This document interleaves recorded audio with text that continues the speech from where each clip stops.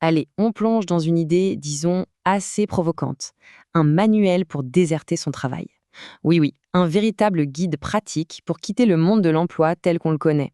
Et forcément, ça soulève une question de fond, une question essentielle. Est-ce que notre relation au travail n'est pas tout simplement complètement cassée? C'est un peu le point de départ de toute cette réflexion. Alors, l'inspiration pour cette analyse vient d'un document qui circule en France, le Bureau de désertion de l'emploi. Et leur projet, il est clair. Il ne s'agit pas de réformer le travail, mais carrément de le déserter. C'est cette proposition radicale qu'on va décortiquer ensemble. Voilà le parcours qu'on va suivre. D'abord, on va faire le procès du travail, pour bien comprendre le pourquoi de cette démarche. Ensuite, on verra le plan d'évasion individuelle, très concret, puis comment ça peut mener à une autonomie collective. Et on terminera en essayant d'imaginer ce que serait une vie au-delà de l'emploi. C'est parti pour la première section, le procès du travail. Parce qu'avant d'imaginer des solutions, il faut bien comprendre le problème. Quelle est la critique fondamentale qui est adressée au concept même de travail aujourd'hui? L'idée de base, elle est assez simple mais puissante. Le travail tel qu'on le pratique n'a rien de naturel. Ce n'est pas une fatalité, c'est une invention. Une construction sociale qui date en fait de la révolution industrielle.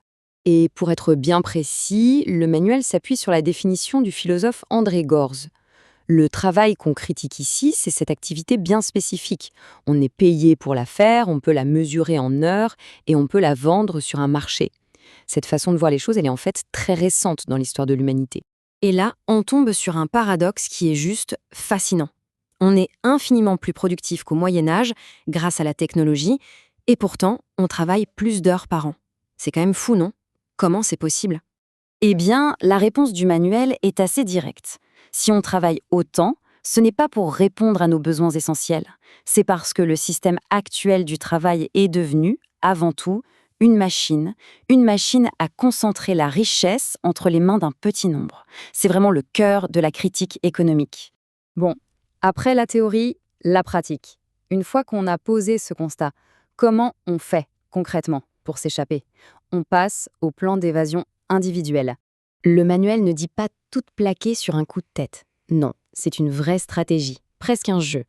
D'abord, éviter les CDI. Ensuite, ne jamais démissionner, mais plutôt viser un licenciement ou une rupture conventionnelle pour garder ses droits au chômage. L'objectif final est très clair. Utiliser les dispositifs sociaux pour se libérer du temps. Et pour que ce plan fonctionne, il faut devenir un expert des aides administratives. Le manuel se transforme en guide de survie pour naviguer entre le RSA, les différentes allocations, la couverture santé. C'est ce que les auteurs appellent un jeu de rôle grandeur nature. Mais attention, s'arrêter là, ce serait passer à côté de l'essentiel. La désertion individuelle, ce n'est qu'une première étape. Le vrai projet, le cœur du réacteur, il est politique et il est collectif. C'est la troisième partie. Comment on construit une autonomie collective? Et là, le manuel propose toute une boîte à outils. D'un côté, on a la mutualisation, partager les outils, les voitures, créer des caisses de solidarité. De l'autre, la réappropriation, occuper des lieux, créer des zones à défendre. Et enfin, utiliser des outils juridiques, comme les associations, pour créer des projets qui fonctionnent en dehors de la logique du profit. Et tout ça, ce ne sont pas des utopies sorties de nulle part. Les auteurs s'inspirent d'expériences très concrètes qui existent ou ont existé partout dans le monde. On parle des zapatistes au Mexique, du Rojava au Kurdistan et même du mouvement des chômeurs en France à la fin des années 90. On arrive à la dernière étape et c'est peut-être la plus importante. Une fois qu'on est sorti du système de l'emploi, la grande question c'est comment on recrée tout ce que le travail nous apportait, pour le meilleur et pour le pire. C'est le grand défi d'une vie au-delà de l'emploi. Parce que, selon le manuel, le travail, dans nos sociétés, il fait 3 choses. 1, il donne un revenu, évidemment. 2, il crée du lien social, des collègues, un réseau. Et 3, il peut donner un sens, un but. Pour que la désertion fonctionne, il faut absolument réussir à reconstruire ces 3 piliers, mais de manière collective. Et cette phrase, qui vient du mouvement des chômeurs et que le manuel reprend, elle résume tout. Le but, ce n'est pas de retrouver un autre boulot. Le but, c'est de redéfinir complètement ce que ça veut dire avoir une vie pleine.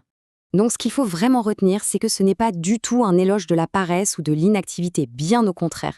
C'est un appel à être extrêmement actif, reprendre en main son temps, reconstruire des liens forts et s'organiser collectivement pour inventer une autre façon de vivre. Et on termine avec cette question, qui reste ouverte évidemment. Si on enlève le travail du centre de nos vies, qu'est-ce qu'on met à la place?